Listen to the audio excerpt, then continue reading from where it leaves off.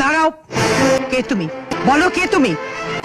আমরা কি অন্যায় করেছি যে আমাদের সংসারে তুমি আগুন জ্বালিয়ে তছনছ করে দিচ্ছ? পার্বতীর কাঁধে কলঙ্কের বোঝা চাপিয়ে দিয়েছো?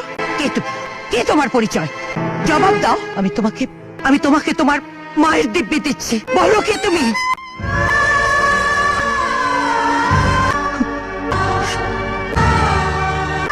সুব্রত, সুব্রত, তুই বেঁচে আছিস? আমাদের এতদিন জানাসনি কেন বাবা? জানাসনি? মা, আমি শুধু আমার কর্তব্য পালন করার জন্য তোমাকে জানাইনি মা। আর তাছাড়া আমি বেঁচে আছি জানতে পারলে তোমাদের অনেক বিপদ হতো মা। পার্বতীর কোনো দোষ নেই মা। আমি পার্বতীকে দিয়ে প্রতিজ্ঞা করেছিলাম যে আমি বেঁচে আছি এই কথা যেন মা মাধুরী কেউ যেন জানতে না পারে।